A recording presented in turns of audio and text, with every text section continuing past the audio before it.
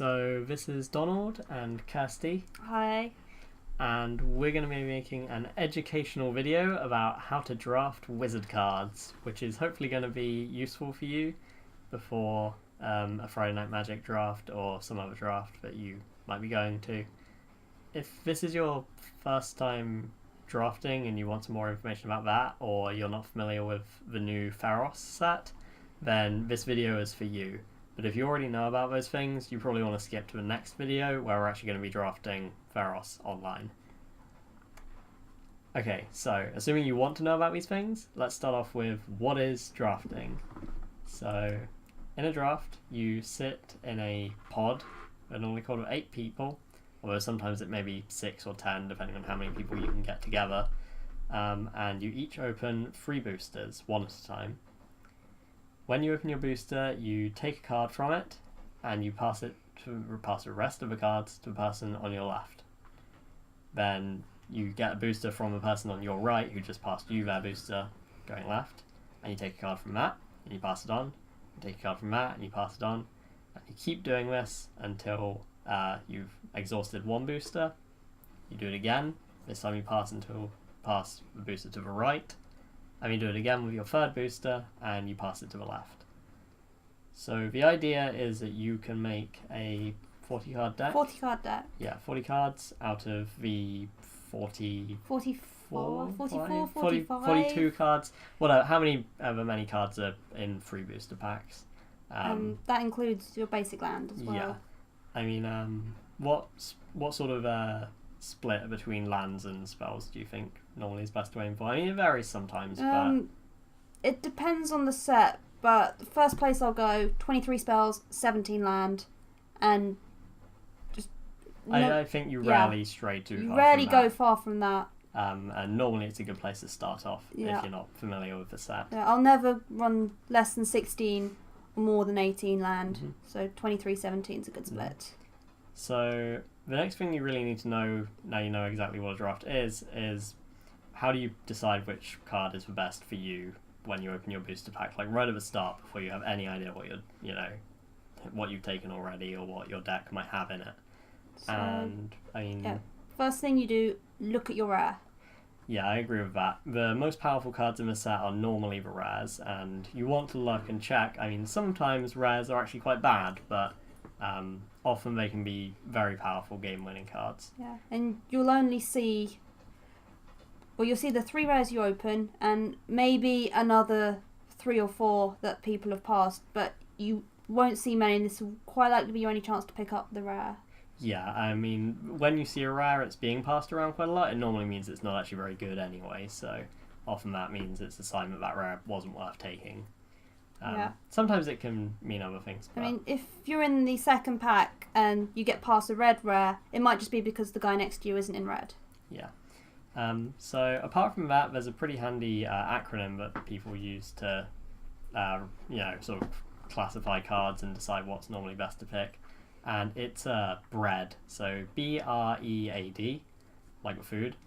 And each letter stands for something, and in the order that they are in that word, that's normally the order you'd want to take cards. So prioritise these things. So the B is for bombs. So these are typically permanents, and once you play it, it will win you the game in a couple of turns. So you're looking at a big creature or an enchantment that makes lots of guys. Yeah, so something that's just going to completely change your game around when you play it could win you the game by itself normally.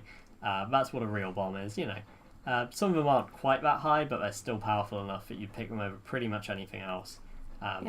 They need to say to your opponent, deal with me or I kill you. Yeah. You don't want to be full of bombs though, because a lot of bombs cost like sort of 6-7 mana. And if your entire deck's 6 or 7 mana, then you'll probably be dead by the time you cast them. Generally, you won't see enough bombs because normally they're limited to rares and a few uncommons. So you won't see enough to make your whole deck out of them. But you've got to make sure you're picking a range of things. But bombs are usually high priority. Bombs are definitely a high priority. Next we have R, which is removal. And this is anything that's capable of destroying or killing, or damaging, exiling, getting rid of, unsummoning as well. Unsummoning not so much, but getting rid of your opponent's creatures. You want, so red, you want spells which deal damage to your opponent's creatures. White and black often have things which just simply destroy the creature. And green and blue are slightly more limited, but even green now has cards with a fight mechanic where as long as you have a nice big enough creature, you can destroy that creature. Yeah. So these are a high pick because they let you deal with your opponent's cards that you might not be able to beat otherwise. Yeah. If they got lucky and got a bomb creature and they get to cast it, you're going to need something to kill it, or else you are losing the game. That's the whole point of what a bomb. removal was for. And that's where you need your removal. So that's your second priority to pick normally. Then we've got E. What does E stand for? E stands for evasion. So if you're looking at creatures that are going to be difficult for them to block, so something with flying. Trample counts as a kind of evasion. Yeah, trample's sort of half evasion. Half evasion. Death touch, if only because they're not going to want to block it. Or something like intimidate or flying is normally where I go Flying's to the first, most common or one. simply can't be blocked. Yeah. And now you see quite a lot of creatures with like can't be blocked except by 2 or more creatures or something, and that's evasion too. It's not as good as simply unblockable. Yeah. These creatures again, like you still need to consider exactly how powerful the rest of the creature is. If you can pay 5 mana for a 1/1 that's got flying, I still wouldn't want to play that because that's still just not going to do very much for 5 mana. I mean, you don't want to pay 5 mana to just get a 1/1. You want to pay 5 mana to get a 3/3 with flying. Yeah, when you start getting to like a 3/3 with flying, that sounds more reasonable to me for 5 mana. Generally, I think the go-to creature for this is so-called like wind drakes. So 3 mana for a 2/2 flyer. Yeah. That's definitely a good comparison to start with. If you're paying about 3 mana for a 2/2 with some sort of evasion. With evasion, that's a good place to start off. So then we have A, and A generally, this is a bit contentious, but generally stands for aggressive. So it's just guys who'll clog up the ground, sort of thing. Yeah, you want more creatures as the next step. You're looking for about, let's say, 15 creatures minimum. Yeah, in your deck. deck you want to have at least 15 creatures minimum, just so you're not ever in a situation where you simply can't block or you can't attack. Yeah. By aggressive creatures, like it means fairly cheap creatures. But higher power than toughness. Because those are generally the creatures that let you make better blocks and let you kill your opponent's creatures. Or just hit them for damage. Just let you hit your opponent for damage and win you games like that. Staying back and being defensive is sometimes the correct strategy, but more often than not, you just want to be trying to be the player that's attacking and killing your you usually opponent. win by attacking. So if all your creatures are 0/6s, you're not going anywhere. Pretty much, yeah. And then finally we have D. It's kind of dregs. Dregs and dudes. Dregs and dudes. So basically, this is just the last category. It's whatever's left in the pack. Whatever's left of the pack. Bad cards, creatures that just don't do much by themselves and aren't particularly well costed. Stuff that you just don't want to play. But sometimes you might just need to have a couple of these guys in your deck just to make up the numbers. Yeah. I mean, you're not going to get a deck of complete removal and evasive creatures because other people are going to be taking these things. You're going to have to fill in spaces with stuff that's not great. You might have to play, say, a 3 mana 1/4 or something. Just so you can play another creature, and that's fine. Like, there's not necessarily anything wrong with that, but you need to be aware that those creatures are probably the last thing you want to be picking. Even if you love defensive creatures, generally I wouldn't pick them very highly. No, unless they have another ability on them, you want to kind of pass those on and go for the higher powered creatures. Yeah. So I think the next point to touch on, now we've vaguely discussed sort of pick order, is the importance of colours in draft. So obviously you have your 5 colours of mana, and in normal draft situations you want to stay within 2 colours.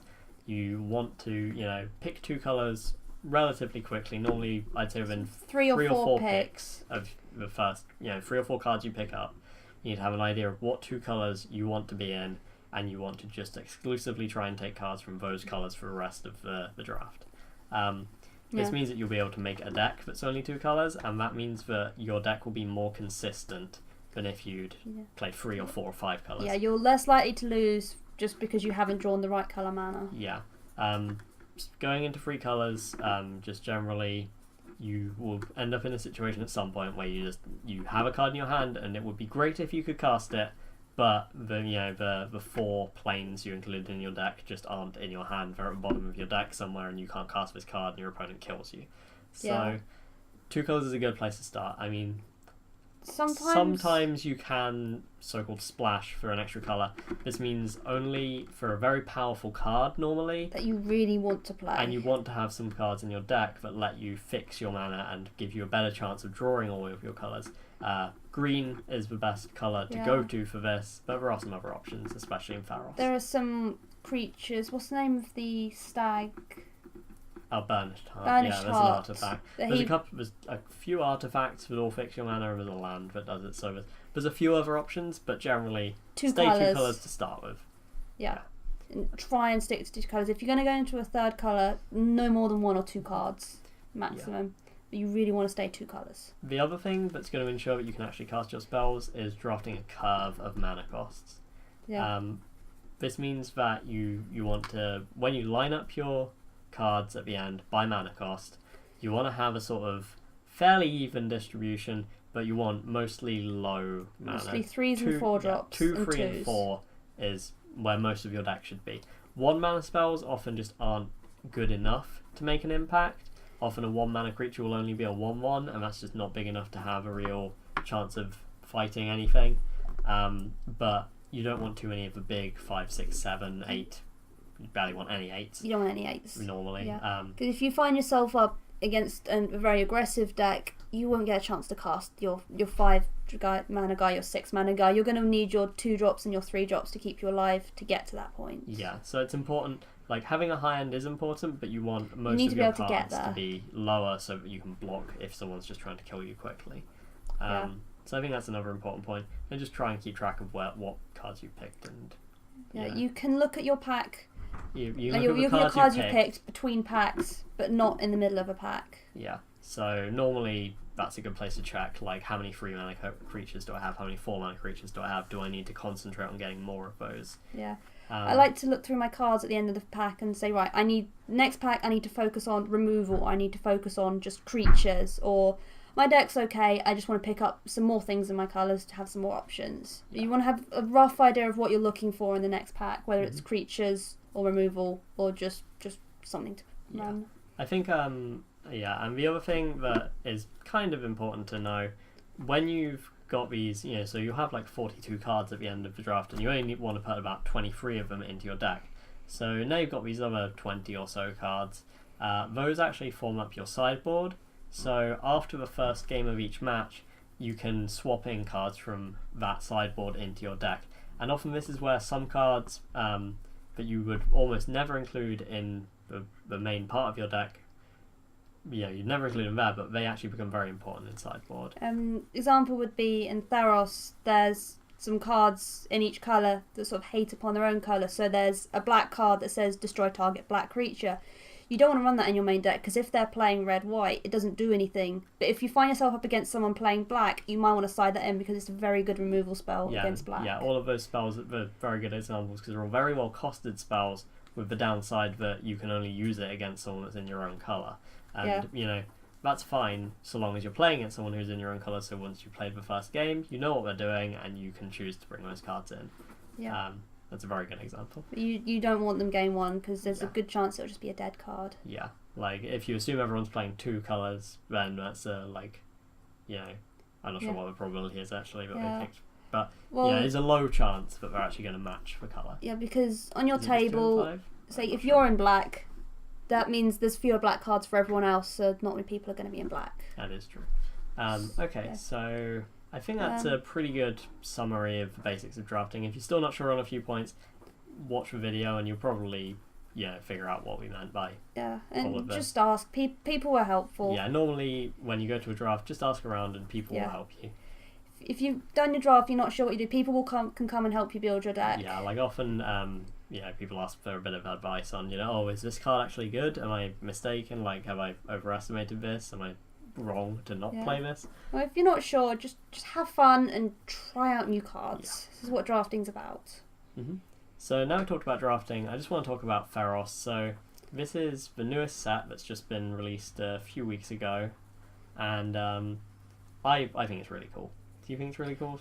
I didn't like it at first, but now I've done a few drafts. It feels very magical. There's lots of enchantments going around. I like enchantments. And they also have pretty sparkly frames, and I like that. So the primary theme of the set is sort of it's a Greek mythology inspired set. Lots of hydras and gorgons and minotaurs, things which have appeared in Magic before, but this time there's more of them, and they're more direct references to like Greek myths, and cards often have counterparts in Greek myths. There's a lot of depth to these cards if you know your Greek myths. Yeah, if you know your Greek myths, then you'll get a lot of references, but if not, they're still just fun cards. Yeah. So the sort of a bit of a tie into that is there's an enchantment theme. They like using enchantments to represent the will of the gods or something, and that's led to some of the mechanics being enchantment based, and also it means that enchantment destruction is quite useful in this set. It's one of the few sets where I would main deck something that says destroy target enchantment. Yeah, it's actually, you'll almost always see enchantments when your opponent's playing. Yeah. And just to give you a quick primer, I mean, you can go onto the site Gatherer and look up the entire set if you want, but we just want to talk about the 5 mechanics that are new to Theros, or are repeated from previous sets but are specifically in Theros, and give you a couple of examples of cards that use those mechanics so you can hopefully understand what they do. So basically when you open your pack, you see this thing, say it's got Heroic, which is the first one we'll talk about. You don't have to read all the reminder text. You know what Heroic does. You can just read the rest of the card. And it'll also mean you'll understand a bit more about what we're talking about in our draft, because we're not going to have time to stop and read out the text for every card. We're just going to talk about them as they are. So the first mechanic, as you just said, is Heroic. So tell me what Heroic does. So you have a creature and he'll have a heroic ability. So basically when he becomes the target of one of your spells, so that could be a combat trick, that could be an aura, because there's lots of enchantments in the set, something happens. So first example is Wingsteed Rider. So he has heroic. When he becomes the target of one of your spells, he gets a +1/+1 counter. So you attack with him, they block, you use a combat trick, and he's also permanently bigger. Yeah, it means that your combat tricks sort of end up having this lasting effect where they, you might normally just play a card which gives your guy +3/+3 or whatever, and you get that effect once, but then being back to his normal size. Now you get an extra point of power and toughness on top of that, and it sticks around for the rest of the game. So that's a useful thing to have. The thing about Heroic is it won't always give you the same effect. The condition to trigger Heroic, the being targeted by a spell, that's always the same. But the effect can vary. So our other example is Triton Fortune Hunter. This guy is a 3-mana blue creature, and he says Heroic whenever you cast a spell that targets him, you draw a card. So this is, again, just another way to get extra benefits from casting auras or your combat tricks on this guy, because you'll just be drawing more cards to replace those. You can draw more combat tricks or more auras and keep on casting them. Yeah. So it's very useful, and it's just a good bonus. It just makes your combat tricks better. Yeah, it's much better. So the next mechanic we're going to talk about is Monstrosity. So this is representing the sort of the other side of the heroes versus monsters. And this mechanic is normally written, so it will say Monstrosity and then a number, and then it will have a mana cost of some sort. And what this means is you can pay that mana cost at any time. When you've got your creature on the ground. Yeah, once the creature is in play, you can pay that mana cost, and you will put that many +1/+1 counters on the creature, equal to the number next to the word Monstrosity. And then you can only do that once. It says if this creature is not monstrous, it becomes monstrous. So, you get to do this once. You only get to become monstrous once. And the creature gets bigger permanently. And sometimes there's an additional effect for making your creature monstrous. So it might get some extra benefit. Yeah, the important thing about monstrous, you can do it as an instant. So you can do it whenever you want. You can wait until your opponent blocks your guy and then do it. So, watch out for that. Like, don't just block something, because if it's got a monstrosity ability, they can suddenly make it huge often. Yeah, so just be aware. Yeah. So our first example for this is Ill-Tempered Cyclops. He's a red 4-mana 3/3 with trample, and he has Monstrosity 3 for 6 mana. It's 5 and a red. 5 and a red. Yeah. So you play him for 4 mana, say turn 4, and then turn 6 you attack with him, you pay your 6 mana, and he's a 6/6 with trample. Which is pretty big. It's pretty big. One thing I've noticed, pretty much every monstrous creature is really big, or like just really Well costed for how big you get to be. Like they're just nice, huge creatures, often they're at rare, and generally across all of them, they're pretty much all bombs, at least the rare ones are. These guys are pretty sweet. Yeah. So they just get big. So that's a guy that doesn't do anything special when he's monstrous. He simply gets bigger, just as the ability says. Yeah. Our second example is Keepsake Gorgon. This is a 5 mana 2/5 with Death Touch, and it's only got Monstrosity 1, and it costs 7 mana. But when you use Monstrosity, when it becomes monstrous, so after you put a counter on, then it destroys target non-Gorgon creature an opponent controls. So, in terms of Theros, that is pretty much destroy target creature. I think there are there's three Gorgons in the entire set, and they're all black. They're all black. Generally, like, it'll almost always destroy anything. Yeah. The most important thing to know about this is if you activate the Monstrosity ability, and then they either kill your creature or they return your creature to your hand or something, you will still get the... No, you won't. No, you don't. No, you don't. It does not become monstrous. So that's important to know. So watch out for that. If you think they're just about to kill your creature, often it's worth not activating monstrous until they have used up all their mana, so you know you can get off that extra bonus ability. Yeah. But generally, monstrosity creatures. If they're tapped out, it's often a good idea to just monstrous your guy. Yeah. Next up we have Bestow.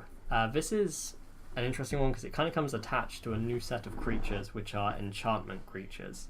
Yeah. So just by themselves, you don't need to worry about the fact that they are enchantment creatures. That simply means that they're affected by things that affect enchantments like you might expect. So if something says destroy target enchantment, you can destroy this with it. And this creature is in play, you could destroy this creature with it. But the enchantment creatures also have this ability called Bestow, which they all have. Yeah. Bestow will say bestow cost.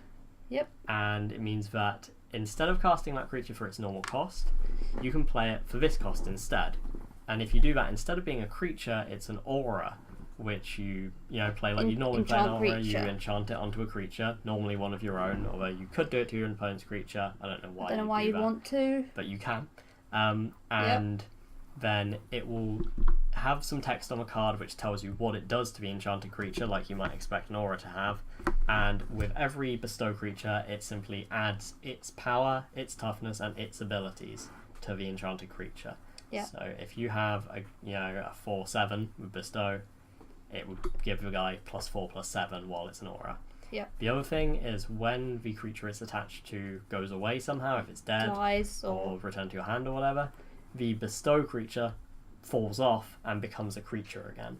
So that's a useful extra bonus you get. You still get the creature after everything else has happened. This leaves for some interesting plays because the cost to cast it as a creature is always less than the bestow cost. So you got to decide, do I want to play it as a creature or do I want to wait a few turns and enchant something else with it? Yeah, often like the enchanting, if you can pay for it, is often the correct choice. Yeah. But it's really that sort of decision. It's turn 3. Do I want to play this guy for 3 mana? Or am I waiting 3 or 4 turns or whatever until I can use this bestow cost, which is like 6 or something? Yeah. It really depends on what situation you're in. Yeah. So let's get some examples up for this. Our first one is Nimbus Naiad. So this is 2 and a blue. And you get a 2/2 with flying. So decent, well-costed evasion creature by itself. And then it also has bestow for 4 and a blue, and as I said, it just adds its abilities and power and toughness, so the enchanted creature gets +2/+2 and flying. Yeah. So as we were saying, you cast it for 5 mana, you can make it into an aura instead of its normal creature form, and you give something else flying instead. Yep, and then when that thing, or if that thing dies, you're left with a 2/2 with flying. Yeah. So that's a pretty good deal. Yep. I'm not sure what else really is, but we can go on to our next example for bestow as well. So our other example for bestow is Nylia's Emissary. This is a 4 mana enchantment creature. It's 3 and a green for a 3/3 with trample. It has bestow for 5 and a green, and as you might expect, the enchanted creature has +3/+3 and gains trample. because it adds the creature's power, toughness, and its abilities. Then, obviously, when the enchanted creature dies or goes away, gets removed from the battlefield, you get the 3/3 of trample falling off anyway, so that aura falls off and becomes a creature form. Again, like, these guys are great. If you cast them with Bestow Crossed, you get a huge creature that now has the potential to have multiple abilities, or you can just cast it as a 4-mana 3/3 of trample, which is a pretty good cost. And for the most part, most Bestow creatures are like that. You get a big bonus if you cast them for the expensive Bestow cost, or just an okay, normally pretty good creature for their normal cost.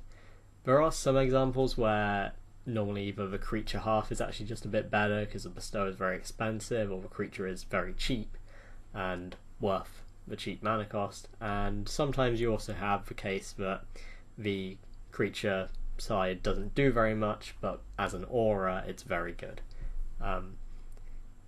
But overall, Bestow creatures are pretty sweet.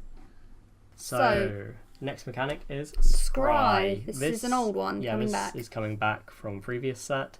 And it's just and it's a thing you do, to put it simply. Scry is something you can do in the game. It's whenever your card says you can scry, you get to scry. Yep. It will normally say scry and then a number.